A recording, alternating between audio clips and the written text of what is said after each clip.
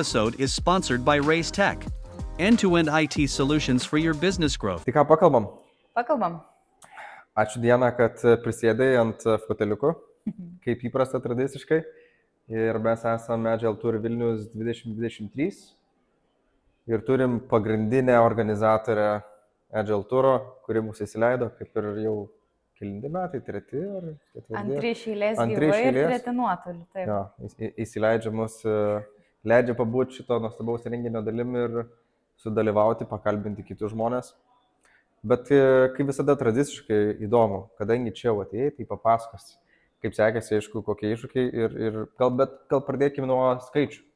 Man labai įdomu ir vis tiek turbūt lygini su praėjusiais metais, tai kiek žmonių šį kartą prisijungia prie renginio, kiek speakerių ir kiek tai kalbant, ačiū pirmiausia už pakvietimą ant foteliuko, taip smagu čia sugrįžti, turime tradiciją.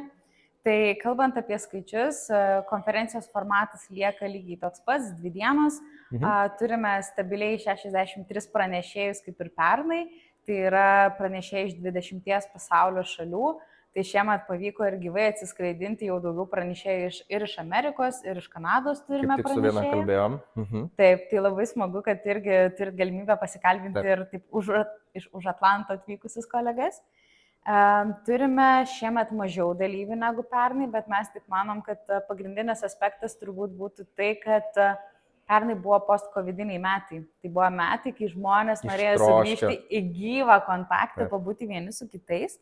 Tai turim tokį, sakykime, šiek tiek nubyrėjimą maždaug 100 dalyvių, bet pagal tai, kaip viskas vyksta šiandien, kad žmonės aktyviai įsitraukia ir dalyvauja ir netgi dienos metu vienas kitas bilietas įkrenta pardavimui, tai rodo, kad žmonės galbūt kažkokią žinutę socialiniuose pamato, kad čia pas mus veiksmas vyksta ir susidomė galimybę dalyvauti nuotoliniu būdu. Tai dabar žmonių mažiau negu praeitais metais, bet tuo pačiu aktyvumas vis tiek gana didelis. Aktyvumas yra didesnis. Taip. Ir turbūt socialiniuose didesnis įturi, ar ne? Tikrai taip, ir socialiniuose didesnis aktyvumas. Ir kitas turbūt momentas yra tai, kad pernai mes buvo gyvame renginėje naudojame pirmą kartą ir dar turbūt buvo ne visiškai aišku, kaip ta programėlė naudotis ir čia mes jungsimės tik antrą dieną ir panašiai.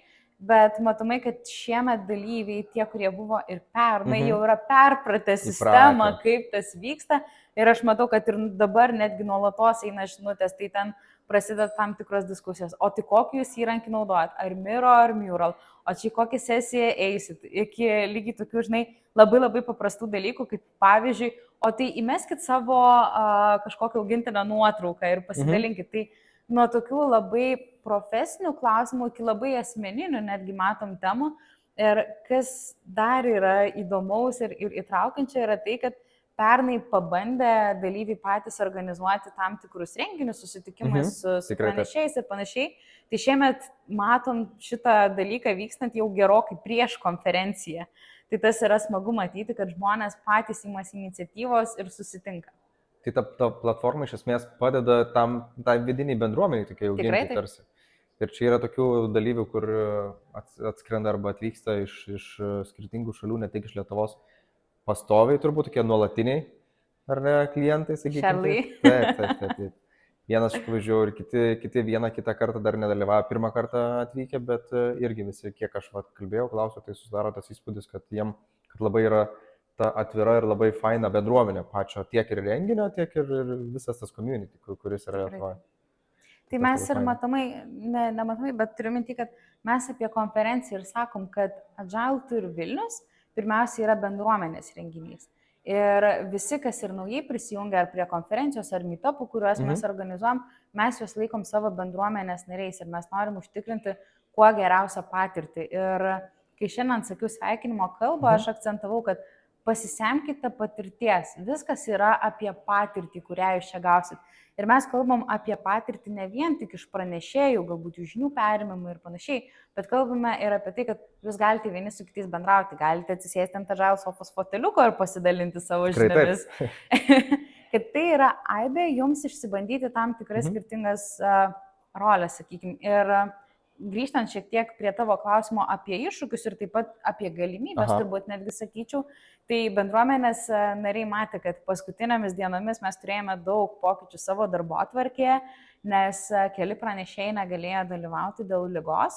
Ir mes su kolegomis nusprendėm, kad norim padaryti mini eksperimentą, bet ir tuo pačiu suteikti erdvę ir kitiems pasibandyti būti pranešėjais. Tai tiesiog, kai matėme, kad pranešėjai, kurie buvo sutikę atvykti, nebegali dėl ligos ar kitų priežasčių, mes nusprendėme viešai toje pačioje VUVA platformoje paskelbti informaciją apie tai, kad turime laisvą vietą, galbūt kažkas iš esamų pranešėjų ar tiesiog organizacijos dalyvių norėtų perimti tą laisvą laiko tarpą ir išbandyti save pranešėjo rolėje. Ir buvo išties smagu, kad mes ten turbūt 10 ar 15 minučių bėgyje gavom apie 10 turbūt pranešimų tiek iš dalyvių, tiek iš pranešėjų, kad mes galime papildomai čia atlikti vieną ar kitokį pranešimą ar workshopą ir tas yra nuostabu. Tai rodo, kad mūsų bendruomenė yra brandi ir gebi ir norinti padėti vieni kitiems.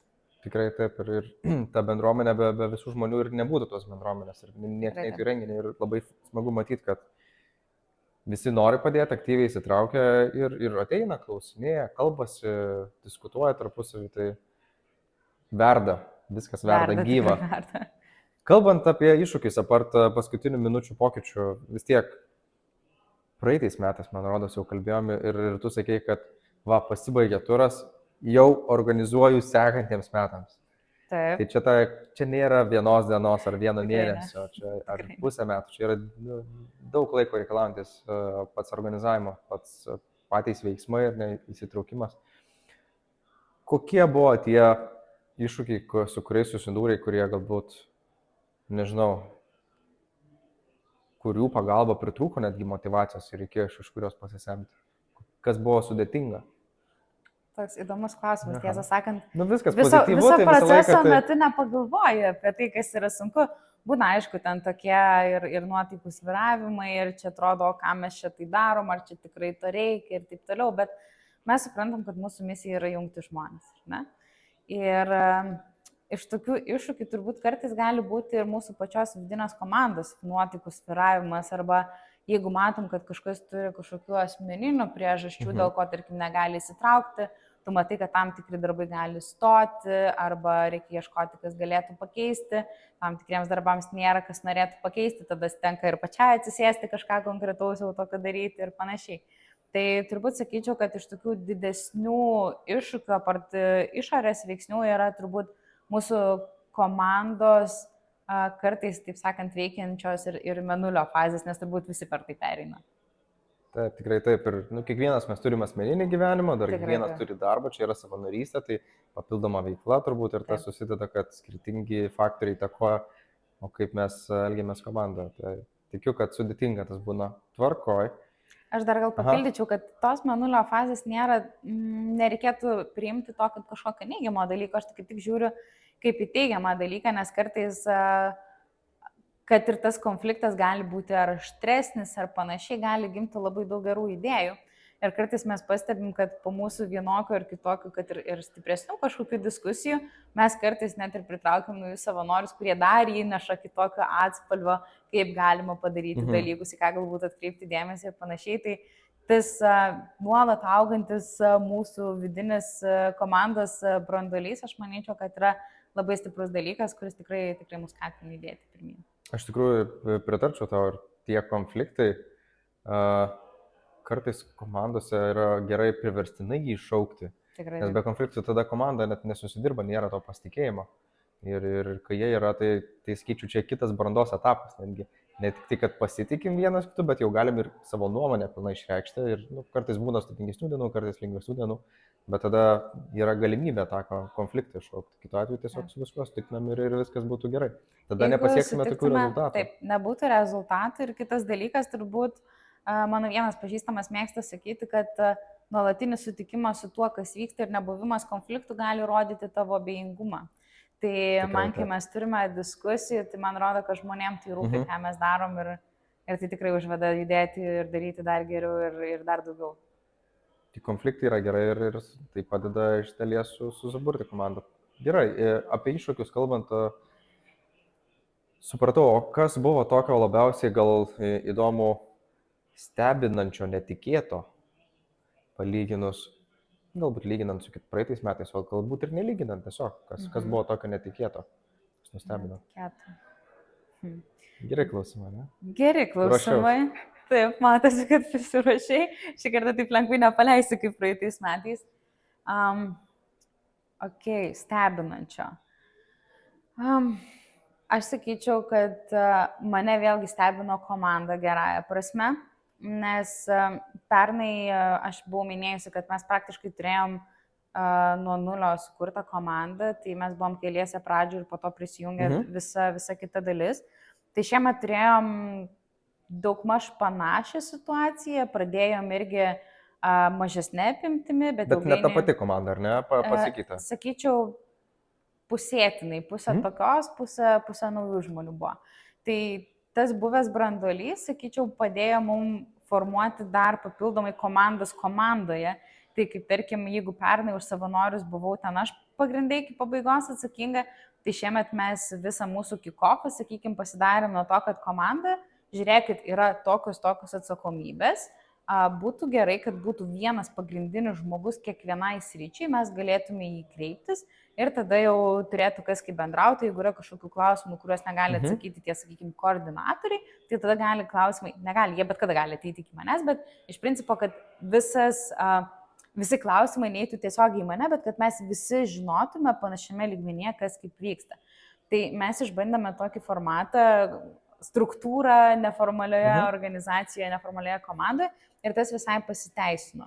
Ir kai duodi žmonėms daugiau atsakomybės turėti komandą komandoje, jie jaučiasi pakylėti, jaučiasi to pat įsipareigoję ir jie žino, kad jie kartu su žmonėm, kurie veikia kartu su juo, gali prisidėti, kad ir maža dalimi arba didesnė dalimi priklauso nuo komandos prie viso renginio sėkmės. Jie labiau jaučia savo vertę visame procese. Tai tarsi girdžiu, kad subūrė tokias saviorganizuojančias komandas viduje, kurios turėjo aiškesnę atsakomybę ir jų tikslas įgyvendinti. Tai labai smagu, kad tas pačias praktikas, kurias girdim ir šiandien ir viduje taikom. Tai buvo iššūkiai ir nebuvo stebinantis dalykai. O kalbant dar įdomu apie komandas ir tas komandas, kurios padėjo šitą renginius organizuoti. Kiek žmonių, gal tu esi skaičiavus arba pamačius, kiek žmonių viso prisideda prie viso šito renginio organizavimo? Vienaip ar kitaip, ir turbūt vieni daugiau, kiti mažiau, vieni aktyvesni, kiti mažiau, bet... Tai mes taip šiemet pasiskaičiavom, kad pagrindas branduolys, kuris, sakykime, buvo didžiąją dalį laiko nuo pat renginio organizavimo pradžios, tai mes turime 12 organizatorių ir plus per paskutinės kelias savaitės savanorių koordinatorė pritraukė dar daugiau atžailiečių, kurie nori padėti. Tai šiai dienai renginio visą organizavimo komandą sudaro beveik 30 žmonių. 30 žmonių. Taip. Wow. Tai turbūt iš marškinėlių mūsų tikrai konferencijos dalyviai gali matyti, kad mūsų yra daug. Daug, 30 jau tikrai daug, bet ir renginys nemažas, tai reikia žmonių pagalbos. Labai smagu girdėti ir matyti.